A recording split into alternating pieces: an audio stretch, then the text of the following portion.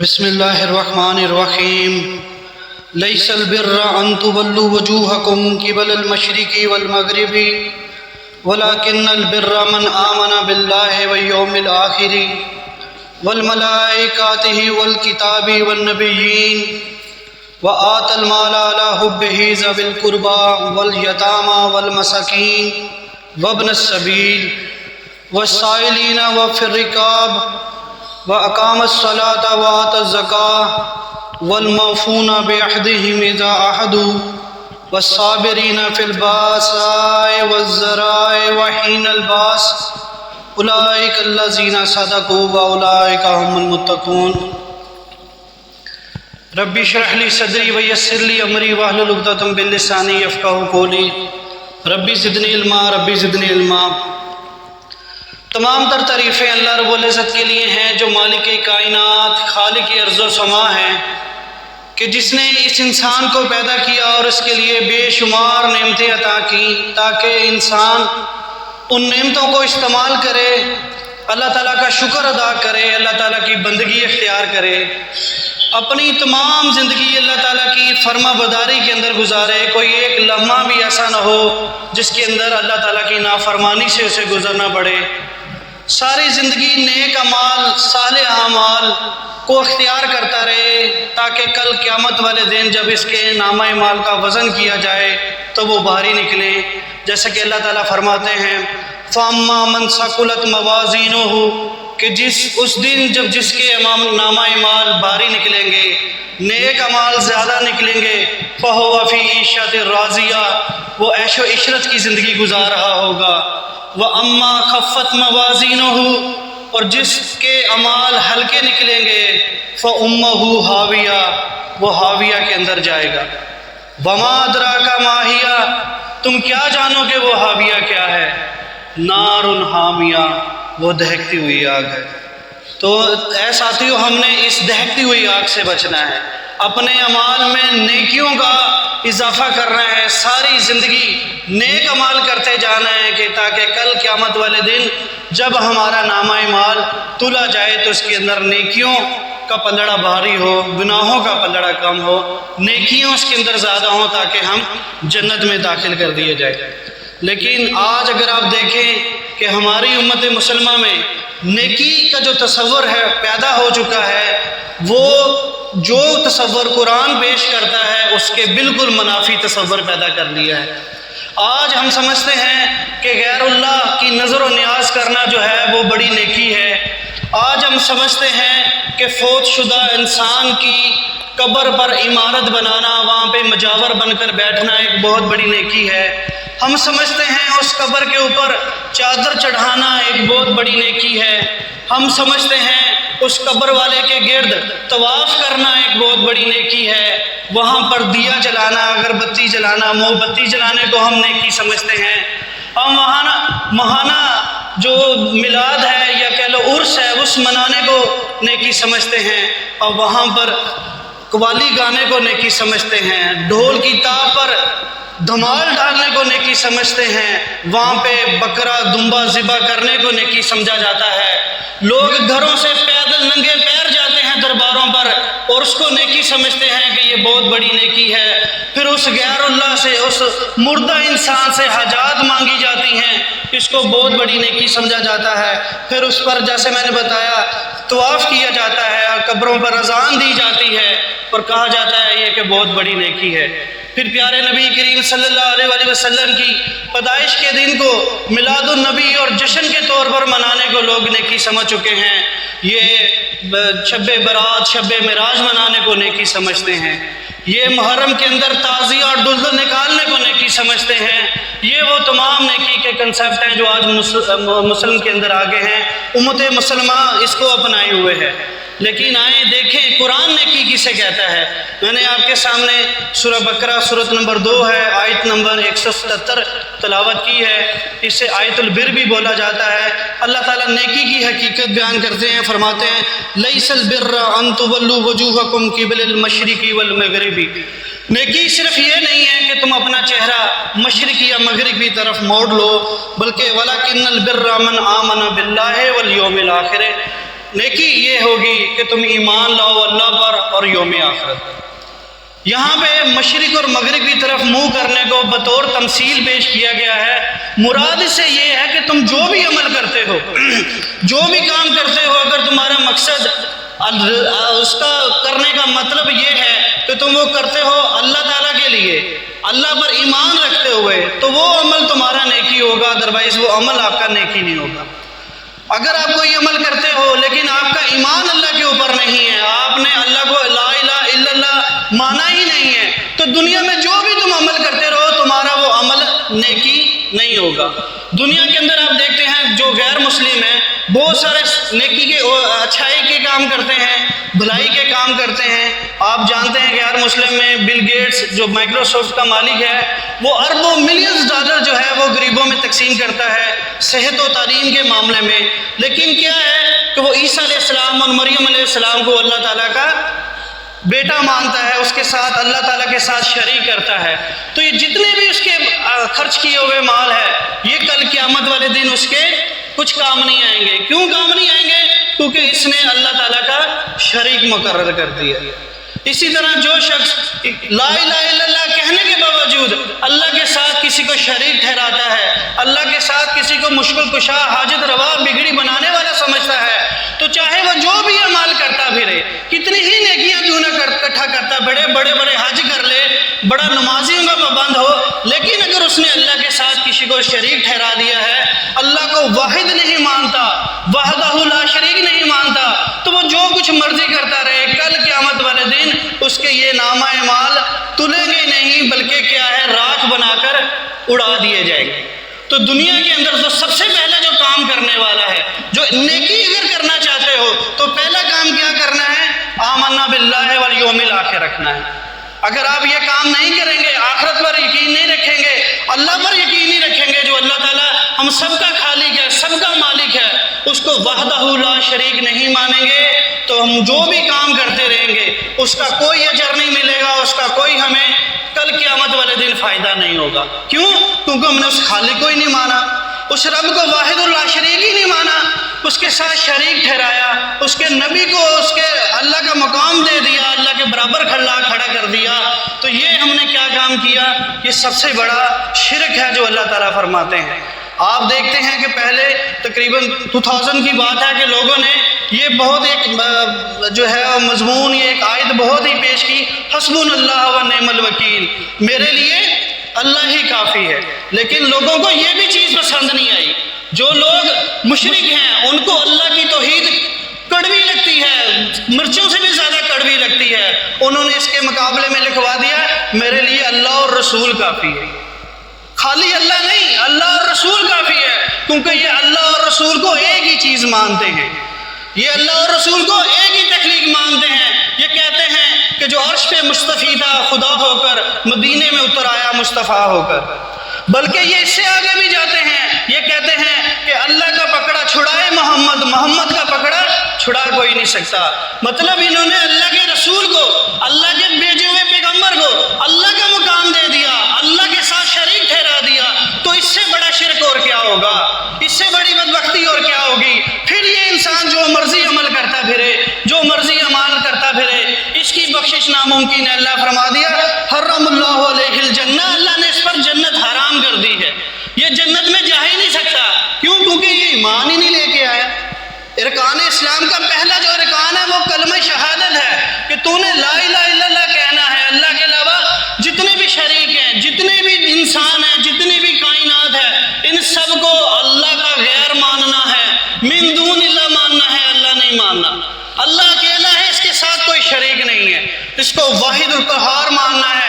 اگر اللہ کے ساتھ کسی کو شریک ٹھہرایا تو چاہے تم مشرق کی طرف نیکیاں کرتے پھرو، مغرب کی طرف منہ کر کے نیکیاں کرتے پھرو، زمین و آسمان سونا چاندی سے بھر ڈالو، اگر تم اللہ کے اوپر یقین نہیں رکھتے، اللہ کو وحدہ لا شریک نہیں مانتے، تو یہ تمہارے تمام کام کسی کام نہیں آئیں گے آخرت کے دن۔ تو نے اللہ کو اللہ ہی نہیں مانا۔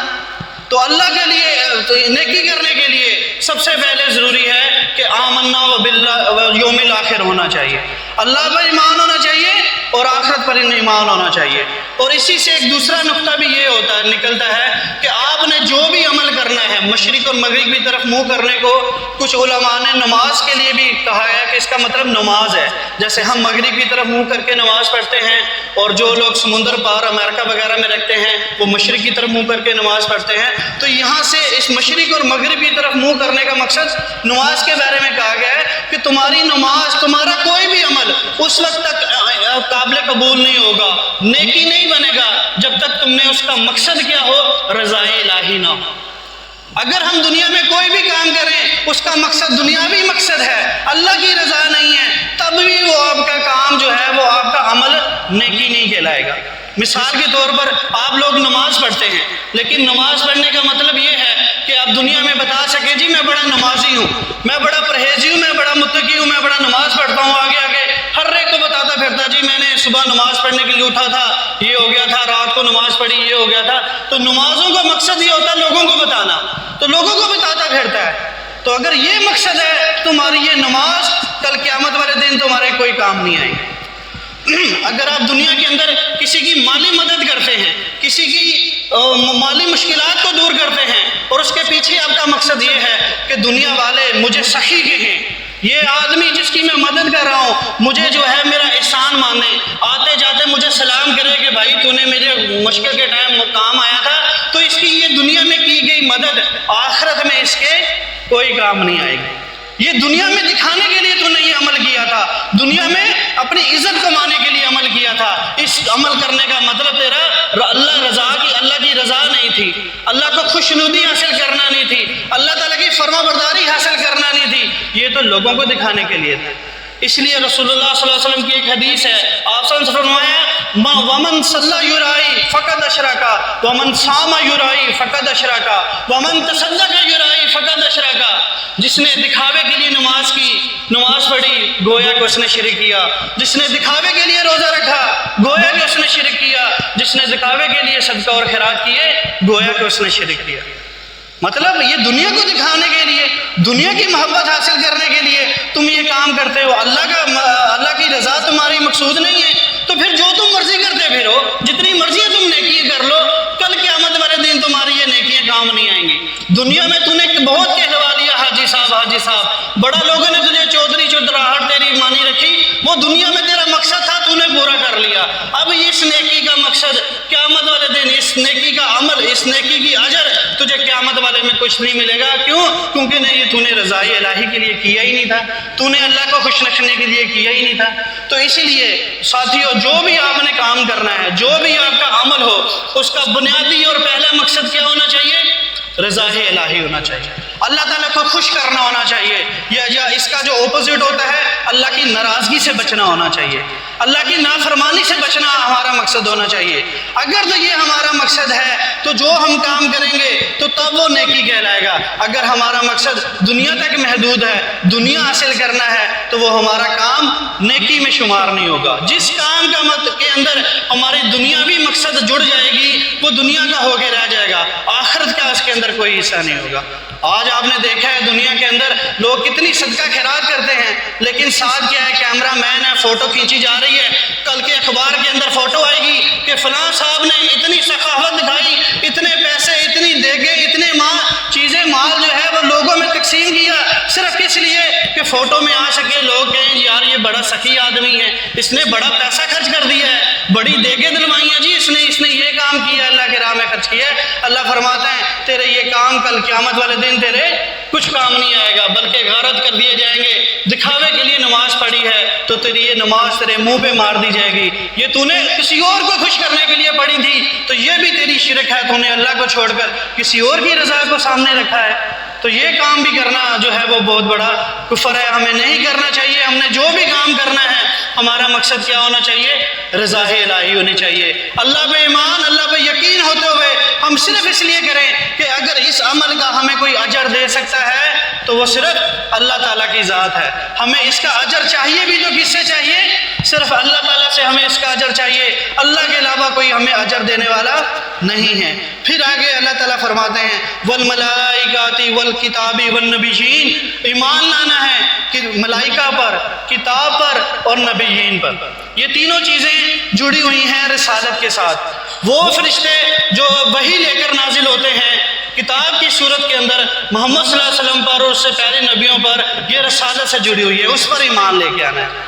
ہم نے فرشتوں پر ایمان لے کے آنا کہ وہ وحی لے کے آئے ہیں، اور وہ جو کتاب وحی لے کے آئے ہیں جو قرآن مجید ہمارے سامنے ہے اس پر ایمان لانا ہے، اور نبی کریم صلی اللہ علیہ وسلم کی تعلیمات، ان کے عمل کے اوپر چلنا ہے، ان کے طریقے کے اوپر چلنا ہے. اگر ہمارے عمل میں یہ دو چیزیں ہوں گی تب وہ جا کے نیکی ہوگی. اگر ہمارا عمل قرآن کریم کے خلاف ہوگا، قرآن کریم سے ہٹ کر ہوگا، نبی کریم صلی اللہ علیہ وسلم کی سنت سے ہٹ کر ہوگا، ان کے طریقے سے ہٹ کر ہوگا، تو دنیا میں چاہے جو مرضی کرتے پھریں ہم، وہ نیکی کے اندر شامل نہیں ہوگا. میں نے آپ کو بتایا ہے کہ لوگ غیر اللہ کے نام کی نظر و نیاز دیتے ہیں، بڑے بڑے دیگے چڑھاوے چڑھاتے ہیں. کیا یہ کتاب اللہ کے مطابق ہے؟ کیا یہ رسول اللہ صلی اللہ علیہ وسلم کی تعلیمات کے مطابق ہے؟ اللہ تعالیٰ تو اس قرآن کے اندر فرماتا ہے کہ تم پر 4 چیزیں حرام کر دی گئی ہیں، اور اس میں ایک چیز یہ ہے کہ اگر تم اللہ کے علاوہ کسی اور کے نام پر صدقہ خیرات کرو، کسی اور کے نام پر دمبا ذبح کرو، کسی اور کے نام پر منسوخ کر دو، تو وہ چیز تم پر حرام کر دی گئی ہے. ہمیں ہر چیز اللہ کے نام کی کھانی چاہیے، کسی اور کے نام کی. تو قرآن مجید تو اس کی منفی کرتا ہے، اس کی خلاف جاتا ہے کہ تم نے یہ کام نہیں کرنا. ہم نے دربار سجا لی ہیں، ہم نے اس مردے کو زندہ مان لیا ہے. اللہ تعالیٰ فرماتے ہیں یہ تو مردہ ہیں، اس میں تو زندگی کی رمق باقی نہیں ہے. اللہ تعالیٰ فرماتے ہیں سورہ اعراف میں جن کو تم اللہ کے علاوہ پکارتے ہو، جن کو تم اللہ کے علاوہ پکارتے ہو، چاہیے کہ تمہاری بات کا جواب دیں. ان کو پکارو، ان کو چاہیے کہ تمہاری بات کا جواب دے. قیامت آ سکتی ہے لیکن قبر میں سے آواز نہیں آ سکتی. آپ پکارتے رہے ابا جی باہر آؤ باہر آؤ، آپ کے والد تو ضرور ہیں لیکن وہ مدد کے لیے باہر نہیں آ سکتے. اللہ تعالیٰ فرماتے ہیں کیا ان کے پاؤں ہیں جس سے یہ چلیں، کیا ان کے ہاتھ ہیں جس سے یہ پکڑیں، کیا ان کی آنکھیں ہیں جس سے دیکھیں، یا کہ ان کے کان ہیں جس سے یہ سنیں. یہ نہ سن سکتے ہیں نہ دیکھ سکتے ہیں، بلکہ کیا ہے ان کی ہڈیوں کو مٹی کھا چکی ہے، یہ ریزہ ہو چکے ہیں. اب ان سے ہم مرادیں پوری کرنے کا سمجھتے ہیں، ان کو اپنی حاجات کو پورا کرنے والا سمجھتے ہیں، ان سے اپنی دعاؤں کا مانگنے والا سمجھتے ہیں. تو یہ تو خود زندہ نہیں ہے، ان کو تو خود معلوم نہیں ہے کہ کل قیامت والے دن کب زندہ کر کے اٹھائے جائیں گے. ان کو تو خود معلوم نہیں ہے کہ کل قیامت کب ہوگی اور کیا پوچھا جائے گا، اور کل قیامت والے دن یہ خود مکر جائیں گے. جیسے کہ میرے استاد محترم عبداللہ صاحب نے آپ کو بتایا کہ یہ کہہ دیں گے کہ میں تو جانتا ہی نہیں تھا کہ یہ میرے شریک ٹھہراتے تھے. وہ تو مکر جائیں گے کہ مجھے تو نہیں انہوں نے اللہ کا شریک ٹھہرایا. تو ان ہستیوں کو ہم نے اللہ کے برابر مان لیا ہے، اور پھر کیا اوپر بیٹھتے ہیں، عمارت بنا لیتے ہیں، مزار بنا لیتے ہیں، پھر مجاور بن کر بیٹھ جاتے ہیں. کیا یہ نبی کریم صلی اللہ علیہ وسلم کی سنت ہے؟ کیا نبی کریم صحابہ کرام رضوان اللہ اجمعین نے کسی نبی کا، کسی اولیاء کا دربار بنایا اور اس کے اوپر مجاور بن کر بیٹھے؟ نہیں بیٹھے. کیوں؟ کیونکہ آپ صلی اللہ علیہ وسلم نے خود منع فرمایا ہے، یہ تعلیمات میں منع ہے کہ تم قبروں پر عمارت نہ بناؤ اور نہ ہی اس پر مجاور بن کر بیٹھو. یہ اللہ کے رسول نے منع فرمایا ہے. تو یہ کیا نبیین پر، کتابات پہ ایمان لانے والے ہیں جو یہ کام کر رہے ہیں؟ ہم جو یہ کام ڈھول دھماکے کے اوپر دھمال ڈال رہے ہیں، اگربتیوں میں دیے جلا رہے ہیں، کیا یہ اللہ کے رسول نے کیا تھا؟ آپ صلی اللہ علیہ وسلم سے دور کے اندر کسی ایک صحابی کی قبر جس کے اوپر یہ سارے عمل کیے گئے ہوں، آپ صلی اللہ علیہ وسلم سے پہلے کتنے انبیاء وفات پا گئے، کسی انبیاء کی قبر کے اوپر یہ کام کیا گیا ہو؟ کسی انبیاء کے اوپر ہوا ہے؟ کسی انبیاء کی قبر کو اس طرح نہیں پوجا گیا جس طرح آج لوگ عام ولی اللہ کا نام لے کر اس کے دربار پر چلتے ہیں، دیا جلاتے ہیں اور اس کو پوجتے ہیں. اس دور کے اندر نہیں ہوا. تو ہم کس کی سنت کو بنائے ہوئے ہیں؟ کون سے قرآن کے اوپر ہمارا یقین ہے کہ ہم یہ قرآن کی پیروی کر رہے ہیں، اس کے اوپر ایمان لے کے آئے ہیں؟ ہم تو قرآن کے اوپر ایمان لاتے تو ہم ان کو مردہ سمجھتے. اگر ہم رسول اللہ صلی اللہ علیہ وسلم کی تعلیمات کو سمجھتے تو ہم قبروں کو کبھی بھی اونچا نہ بناتے، کبھی بھی اس کے اوپر عمارت کھڑی نہ کرتے، اس پر دیے نہ جلاتے، اس پر اگربتیاں نہ جلاتے. اور پھر اس کے بعد رسول اللہ صلی اللہ علیہ وسلم کی ولادت کے دن کو جشن عید میلاد النبی کے نام پر منایا جاتا ہے. کیا نبی کریم صلی اللہ علیہ وسلم کے دور کے اندر کسی نے آپ صلی اللہ علیہ وسلم کی ولادت کو اس طرح جشن کے طور پر منایا کہ آپ صلی اللہ علیہ وسلم نے اپنے سے پہلے گزرے ہوئے انبیاء کا کسی ابراہیم علیہ السلام کی ولادت کے دن کو منایا ہو، اس عیسیٰ علیہ السلام کی ولادت کے دن کو یا ان کی وفات کے دن کو جشن کے طور پر یا میلاد کے طور پر یا محفل کے طور پر منایا ہو؟ کسی نے منایا ہے؟ کسی نے نہیں منایا۔ تو پھر یہ کن تعلیمات کے اوپر چلتے ہیں؟ پھر آگے سے سوال کرتے ہیں جی ہم تو نیکی کا کام کرتے ہیں، یہ نیکی کا کام ہے جی، نماز پڑھنا یہ کام کرنے نیکی کا کام ہے، اذان دینا یہ نیکی کا کام ہے، یہ کون سا برا کام ہے؟ اچھا ان کی بھی ہمارے پاس دلیل ہے۔ سب سے پہلے تو عقلی دلیل یہ ہے کہ ہاں اگر یہ نیکی کا کام ہے تو پھر تم تو نماز عید بھی پڑھتے ہو نا، تو پھر اذان دو نماز عید سے پہلے، نماز عید پڑھنے سے پہلے اذان دے کے دکھاؤ، تو کہیں گے نہیں دے سکتے۔ کیوں نہیں دے سکتے؟ رسول اللہ صلی اللہ علیہ وسلم نے نہیں دی۔ اچھا اگر رسول اللہ صلی اللہ علیہ وسلم نے نہیں دی تو پھر یہ جو باقی کام کر رہے ہو کیا یہ رسول اللہ صلی اللہ علیہ وسلم نے کیے ہیں؟ یہ رسول اللہ صلی اللہ علیہ وسلم نے کیے ہیں۔ نماز جنازہ پڑھتے ہو، نماز جنازہ سے پہلے دعا پڑھ کے اذان دے کے دکھاؤ مجھے۔ اذان دینا نیکی کا عمل ہے نا، تو نیکی کا عمل کرو، اذان دو۔ جب تم مردے کو دفنانے نماز جنازہ پڑھنے جاتے ہو تو اذان دو نماز سے پہلے۔ نہیں دے سکتے۔ کیوں نہیں دے سکتے؟ کیونکہ یہ سب متفق ہیں، سب جانتے ہیں کہ ہمارے پیارے نبی کریم صلی اللہ علیہ وسلم نے نہ تو نماز جنازہ سے پہلے اذان دی ہے، نہ ہی عیدین کی نماز سے پہلے اذان دی ہے۔ اگر یہ ہم کام کریں گے تو ہم رسول اللہ صلی اللہ علیہ وسلم کی سنت کے خلاف جائیں گے، قرآن مجید کے خلاف جائیں گے، آپ صلی اللہ علیہ وسلم کے احکامات کے خلاف جائیں گے۔ تو یہ ہے عقلی دلیل کہ اگر نیکی ہے تو پھر جہاں ہم کہتے ہیں وہاں بھی نیکی کر کے دکھاؤ۔ پھر دوسری قرآنی دلیل، قرآن کے اندر اللہ تعالیٰ فرماتے ہیں وَمَن يُشَاقِقِ الرَّسُولَ، جس نے مِن بَعْدِ مَا تَبَيَّنَ الْهُدَىٰ، جس نے رسول اللہ صلی اللہ علیہ وسلم کی مخالفت کی، اس کے طریقے سے ہٹے، مِن بَعْدِ مَا تَبَيَّنَ الْهُدَىٰ، ہدایت آ جانے کے بعد، اس قرآن کو پڑھ لینے کے بعد، لوگوں سے سن لینے کے بعد، تعلیمات ہم تک پہنچ جانے کے بعد، اگر رسول اللہ صلی اللہ علیہ وسلم کی تعلیمات کے خلاف کیا، ان کے خلاف چلے، وہ تتبع غیر سبیل المومنین، اور مومنین کے رستے کی تباہ کو چھوڑا، غیر مومنین کے رستے کے اوپر چلے، یعنی صحابہ کرام رضوان اللہ اجمعین کی جو سنت تھی اس کو چھوڑ کر چلا، نولہ ما تولی، تو وہ جدھر جائیں گے ہم اسے جانے دیں گے، ونصلہ جہنم، وہ جہنم کے اندر جائیں گے، وساءت مصیرا، یہ بہت برا ٹھکانہ ہے۔ تو کیا نبی کریم صلی اللہ علیہ وسلم اور صحابہ کرام کے رستے کو چھوڑنا کیا ان کی مخالفت نہیں ہے؟ کیا ان کی پیروی کو چھوڑنا کیا جہنم میں جانے والا کام نہیں ہے؟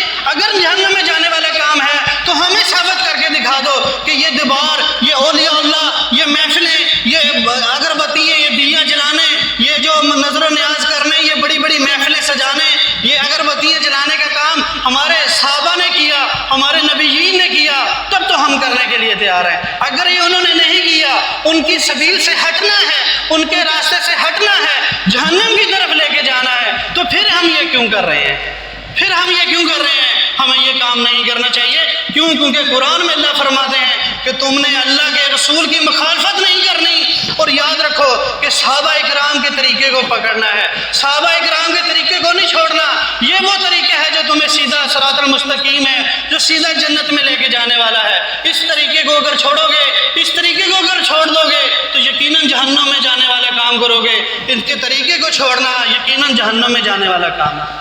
اور پھر رسول اللہ صلی اللہ علیہ وسلم کی حدیث مبارکہ ہے، مسلم اور بخاری دونوں کے اندر ہے، بخاری کے اندر 7277 نمبر اور صحیح مسلم کے اندر 2005 نمبر، وہ حدیث ہے جو عام طور پر ہر خطبے کے اندر پڑھی جاتی ہے۔ وہ حدیث ہے ان خیر الحدیث کتاب اللہ و خیر الہدی ہدی محمد صلی اللہ علیہ وسلم و شر الامور المحدثاتها و کل محدثۃ بدعۃ و کل بدعۃ ضلالہ و کل ضلالۃ فی النار۔ بے شک سب سے بہترین حدیث کتاب اللہ ہے، یہ قرآن مجید ہے۔ اس سے بہترین بات، اس سے بہترین حدیث اور کوئی بھی نہیں ہے، اس کے مقابلے میں کوئی اور بات آ ہی نہیں سکتی۔ سب سے بہترین کتاب ہے، کوئی بات ہے تو وہ یہ کتاب اللہ کی بات ہے، اور سب سے بہترین طریقہ، سب سے بہترین عمل اگر ہے تو رسول اللہ صلی اللہ علیہ وسلم کا طریقہ ہے۔ اگر کسی نے اس کو چھوڑا، دین کے اندر کوئی نئی چیز ایجاد کی، تو یاد رکھے کہ اس نے بدعت ایجاد کی، اور جس نے بدعت ایجاد کی اس نے گمراہی کی طرف گیا، اور جو گمراہی ہے وہ سیدھا جہنم میں لے کے جانے والا۔ بدعت اختیار کر دے اور پھر جہنم میں لے کے جائے گی۔ پھر آگے سے کہتے ہیں کہ یار یہ تو بدعت حسنہ ہے، اچھا عمل کرنا، یہ تو بدعت حسنہ ہے، اچھی بدت ہے. اچھا جی اچھی بدت، اگر اچھی بدت ہے تو اچھی گمراہی بھی ہونی چاہیے، اگر اچھی گمراہی ہے تو اچھی جہنم بھی ہونی چاہیے، کیونکہ بدت گمراہی اور جہنم تینوں چیزیں جڑی ہوئی ہیں. تو پھر کیسے کہہ سکتے ہو اچھی بدت ہے؟ جی یہ بہت اچھا کام ہے، اچھی بدت ہے. اچھی بدت ہے تو پھر اچھی جہنم کی انتظار کرو کہ تمہیں جہنم میں ڈال دیا جائے گا. تم لوگ سمجھنا اس کو اچھی، ہم تو سمجھتے ہیں کہ وہ بہت ہی برا ٹھکانہ ہے. تو اچھی بدت انہوں نے کہا ہے، اچھی بدت بدت حسنہ. حالانکہ بدت حسنہ جیسی قرآن میں یا ہمارے دین اسلام میں کوئی چیز نہیں ہے، کوئی اچھی بدت نہیں ہے، بلکہ یہ خود گڑھ لیتے ہیں اپنے اعمال کو ٹھیک کرنے کے لیے. پھر آگے دیکھیں ایک اور حدیث جو حضرت عائشہ رضی اللہ تعالیٰ عنہ سے مسلوب ہے کہ 3 صحابہ کرام عائشہ رضی اللہ تعالیٰ عنہ کے پاس آتے ہیں اور پوچھتے ہیں کہ نبی کریم صلی اللہ علیہ وآلہ وسلم کی عبادات کے بارے میں ہمیں بتائیے. تو حضرت عائشہ رضی اللہ تعالیٰ عنہ ساری بتا دیتی ہیں. تو پھر وہ حدیث کے الفاظ ہیں کہ انہوں نے اس کو کم جانا، اور اس میں سے ایک نے کہا کہ میں آئندہ سے جتنی میری زندگی بقایا بچی ہے میں روز رات کو قیام کیا کروں گا، جتنی دن میرے بقایا بچے ہیں روز رات کو اللہ کی عبادت کیا کروں گا، روز نماز پڑھوں گا، پوری رات نماز پڑھا کروں گا. اور دوسرے نے وعدہ کیا کہ میں جتنی میری زندگی بقایا بچی ہے میں روزے ہی رکھتا رہوں گا، کوئی دن میرا ایسے نہیں جائے گا جس دن میں بغیر روزے کے ہوں گا، میری ساری عمر روزوں کے ساتھ ہی گزرے گی، ساری عمر روزے رکھتا رہوں گا. اور تیسرے نے کہا کہ میں آئندہ کے بعد شادی نہیں کروں گا، کیونکہ اگر شادی کروں گا تو مجھے گھریلو معاملات میں میرا ٹائم ضائع ہوگا، وہ ٹائم میں دین کے لیے لگاؤں گا. میں اپنی شادی نہیں کروں گا، ہر وقت اللہ کی عبادت کے اندر لگا رہوں گا، اپنی ساری زندگی اللہ کے لیے وقف کر دوں گا. تو یہ 3 قسمیں کھائی انہوں نے. دیکھا جائے تو لوگ کتنے بڑے اچھے انسان، ساری زندگی کے لیے روزے، ساری زندگی کے لیے قیام، ساری زندگی کے لیے اپنے کے اوپر بیوی کو حرام کر دیا کہ میں شادی نہیں کروں گا. یہ تو بہت ہی اونچے والے مرتبے والے لوگ تھے. لیکن یہ بات جب پیارے نبی محمد صلی اللہ علیہ وسلم کو پہنچتی ہے، ان کو یہ معلوم پڑتی ہے، تو آپ تینوں کو بلاتے ہیں اور کہتے ہیں کہ بھائی دیکھو میں کھانا بھی کھاتا ہوں، رات کو سوتا بھی ہوں، میں نے شادی بھی کی ہوئی ہے، یہ تینوں سنتیں میری ہیں. جس نے میری سنت کو چھوڑا وہ مجھ میں سے نہیں، جس نے میری سنت کو چھوڑا وہ مجھ میں سے نہیں. تو کیا نماز پڑھنا کیا بری بات تھی؟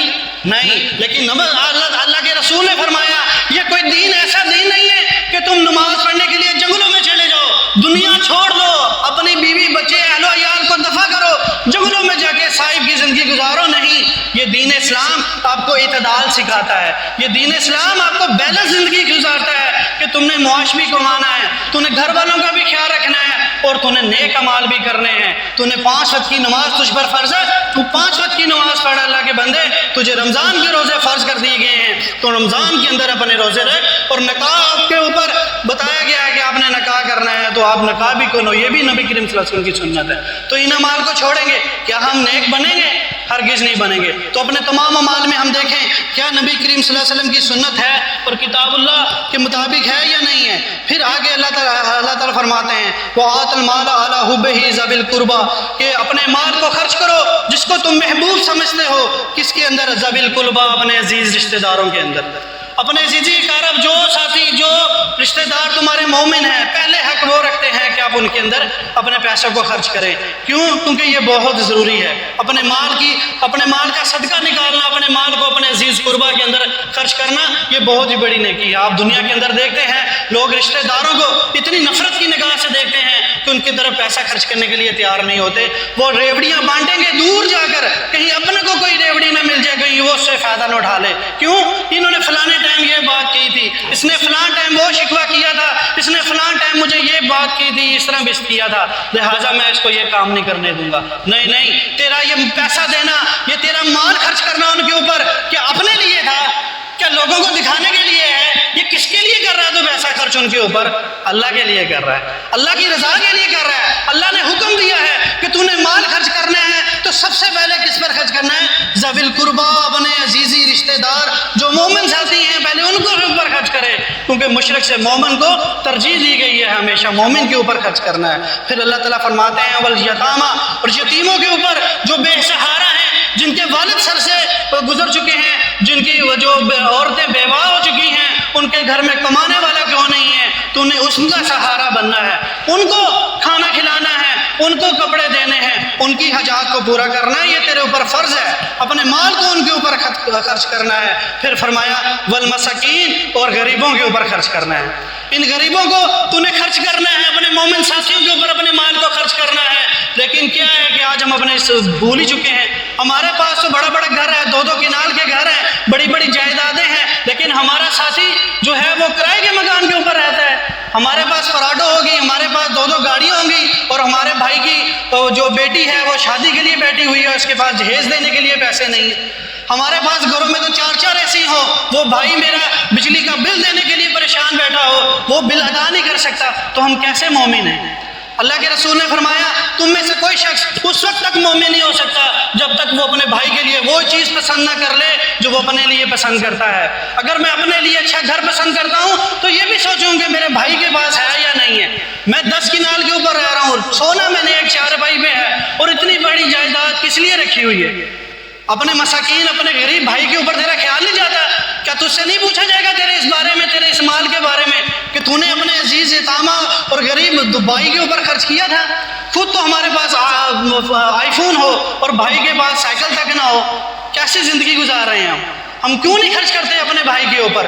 کیوں نہیں اپنے مال سے اس کو ادا کرتے کہ کہیں وہ ہمارے برابر نہ آ جائے، کہیں وہ ہمارے سٹیٹس میں ہمارے ایک جیسا نہ ہو جائے؟ اللہ تعالیٰ سے اللہ کہتے ہیں یہ تکبر ہے، اور اللہ کے رسول نے یہ حدیث بتائی، حدیث 265 نمبر ہے مسلم شریف کی۔ آپ صلی اللہ علیہ وسلم نے فرمایا کہ جس کے عمل کے اندر رائی کے دانے کے برابر بھی تکبر ہوا، رائی کے دانے کے برابر بھی تکبر ہوا، تو وہ جنت میں نہیں جائے گا۔ تو صحابہ کرام رضوان اللہ اجمعین نے پوچھا کہ اے اللہ کے رسول، اچھے کپڑے پہننا، اچھا کھانا کھانا، کیا یہ تکبر ہے؟ آپ صلی اللہ علیہ وسلم نے فرمایا نہیں، اللہ تو خوبصورت ہے، خوبصورتی کو پسند کرتا ہے۔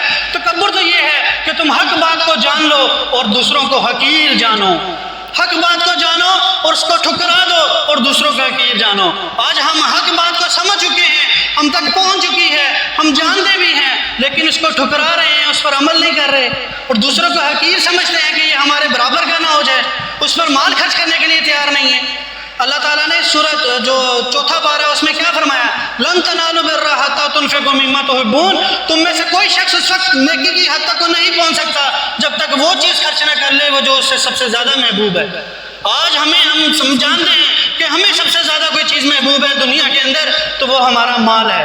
اب اس مال کو خرچ کرنے کے لیے تیار نہیں ہے اللہ کی راہ کے اندر، اپنے بھائی کو دینے کے لیے تیار نہیں ہے، اس کو تڑپتا دیکھ تو سکتے ہیں لیکن جیب ڈھیلی نہیں کر سکتے کہیں وہ ہمارے برابر نہ ہو جائے، اس کو حقیر جانتے ہیں، اللہ معاف کرے۔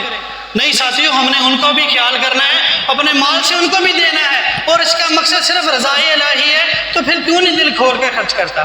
یہ مال تو آخرت کے دن تیرے گلے کا پھندا بن جائے گا، تو جان چھڑانا مشکل ہو جائے گی، اس کا حساب دینا مشکل ہو جائے گا۔ لیکن تم نے اگر یہ مال اللہ کی راہ میں خرچ کیا تو اس کا اجر و ثواب بھی ملے گا، اور 2 گنا زیادہ کر کے دے دیا جائے گا۔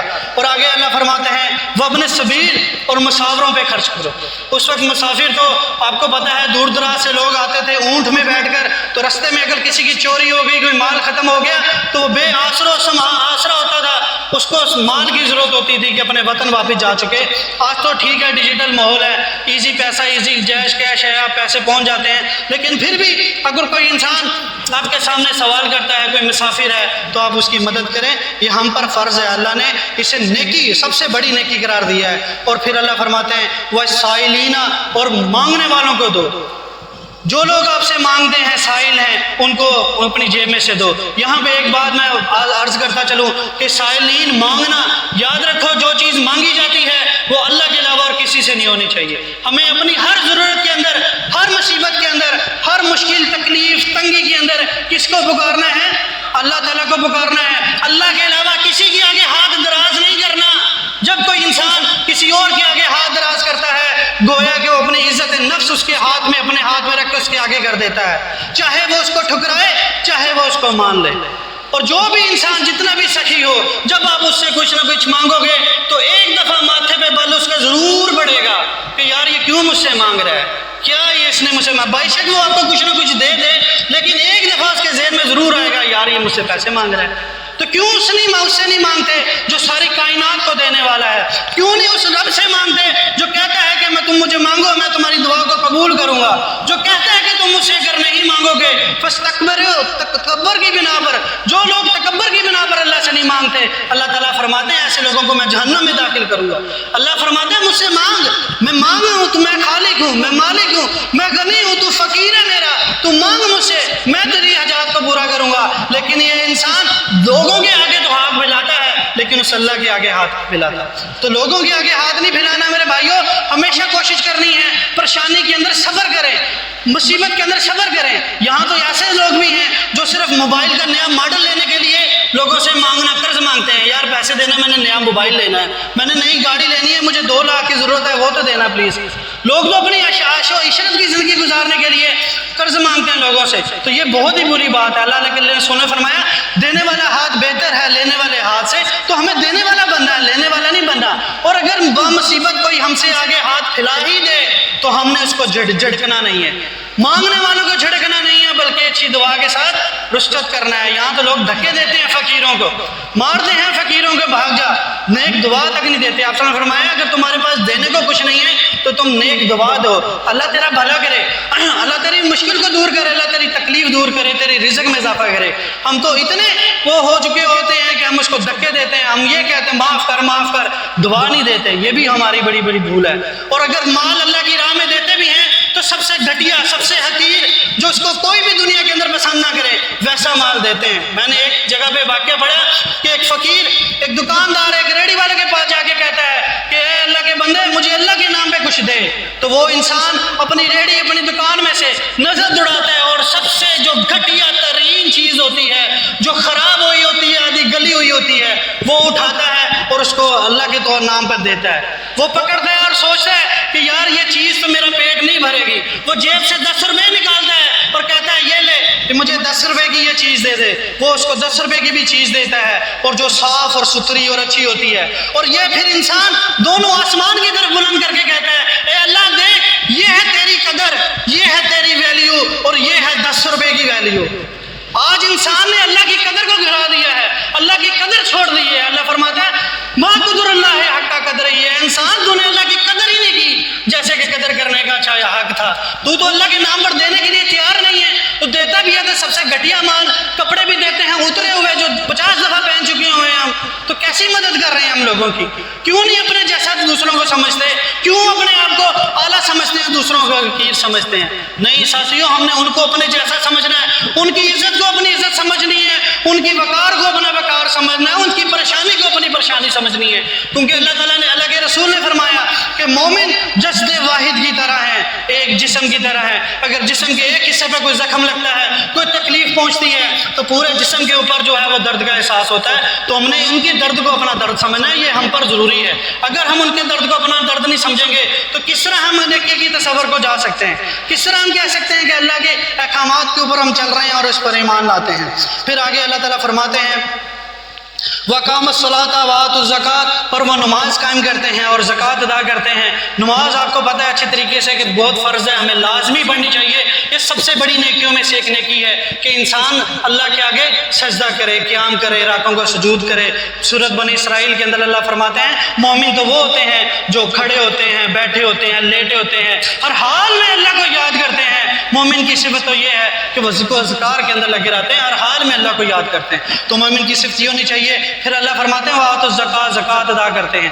تو جتنی پہلے اللہ تعالیٰ نے مال خرچ کرنے کا کہا یہ الگ ہے اور زکوٰۃ الگ ہے۔ یہ نہیں کہ صرف وہ دے دیا تو زکوٰۃ دینے کی ضرورت نہیں ہے، یا صرف زکوٰۃ دے دی ہے تو اللہ کے راہ میں خرچ کرنے کی ضرورت نہیں ہے، ایسا نہیں ہے۔ ہمیں زکوٰۃ الگ سے دینی ہے، اپنے مال سے جو 40واں حصہ ہے اپنے مال کا وہ اللہ کی راہ کے اندر خرچ کرنا ہے۔ پھر اللہ تعالیٰ فرماتے ہیں وَالْمَوْفُونَ بِعَهْدِهِمْ إِذَا عَاهَدُوا۔ میرے پاس ٹائم تھوڑا کم ہے، صرف شارٹ آپ کو بتا دوں کہ اللہ تعالیٰ فرماتے ہیں اور وہ لوگ جو عہد کرتے ہیں اور عہد کو پورا کرتے ہیں۔ اب صرف اتنا کہوں گا کہ آپ یاد رکھو کہ ہم نے لا الہ الا اللہ پڑھنے کے بعد ایک عہد اللہ سے کیا ہے، ہم نے محمد رسول اللہ صلی اللہ علیہ وسلم کہہ کر ایک عہد رسول اللہ صلی اللہ علیہ وسلم سے کیا ہے کہ اللہ تعالیٰ کے پیغام کو، نبی کریم صلی اللہ علیہ وسلم کی تعلیمات کو ہم نے دنیا تک پہنچانا ہے، ہر آدمی تک پہنچانا ہے۔ اگر یہ ہم نہیں کریں گے تو اپنا یہ وعدہ توڑیں گے۔ اسی طرح یہ وعدہ ہم نے اس جماعت سے، المسلمین سے بھی کیا ہے کہ ہم آپ کے ساتھی ہیں، ہم آپ کے ساتھ چلنے والے ہیں، لیکن حال یہ ہوتا ہے کہ ہم مسجدوں میں لیٹ آتے ہیں، ہماری